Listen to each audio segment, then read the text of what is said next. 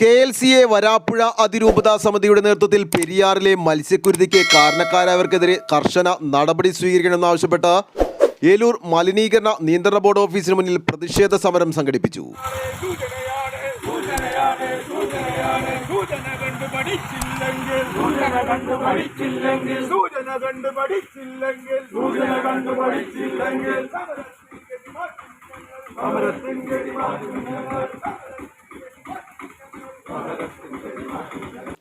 ഏലൂർ TCCയുടെ മുൻപിൽ നിന്നും ആരംഭിച്ച മാർച്ച് മലിനീകരണ നിയന്ത്രണ ബോർഡ് ഓഫീസിന് മുന്നിൽ സമാപിച്ചു. തുടർന്ന് നടത്തിയ പ്രതിഷേധ ധർണ വരാപ്പുഴ അതിരൂപതാ വികാരി ജനറൽ മോൺ മാത്യു ഇലഞ്ഞിമറ്റം ഉദ്ഘാടനം ചെയ്തു. ഇതിൽ നിന്നുള്ള മാലിന്യങ്ങളെ സംസ്കരിച്ച് അതിൻ്റെ വേസ്റ്റ് പുറത്തേക്ക് തള്ളണമെന്നുള്ളതാണ് നിയമം. ആ നിയമം വെറും പേപ്പറിൽ മാത്രം ഒതുങ്ങി നിൽക്കുന്ന ഒന്നായി മാറാതെ അത് എല്ലായിടങ്ങളിലും പ്രാവർത്തികമാക്കിക്കൊണ്ട് വ്യവസായ പുരോഗതി നടക്കേണ്ടതായിട്ടുണ്ട് എന്നുള്ളത് നമ്മൾ മനസ്സിലാക്കേണ്ടതായിട്ടുണ്ട്. ഇതിനായി അധികൃതരുടെ ശ്രദ്ധ തീർച്ചയായിട്ടും ഇക്കാര്യത്തിലേക്ക് അടിയന്തിരമായി തിരിക്കണമേ എന്നാണ്. എന്നാൽ സമൂഹത്തിൽ ഇന്ന് ഉയർന്നു നിൽക്കുന്ന പ്രശ്നത്തിന്റെ ഇരകളാണ് ഈ ബാനറിന് അപ്പുറത്തും ഇപ്പുറത്തും നിൽക്കുന്ന നമ്മളെല്ലാവരും.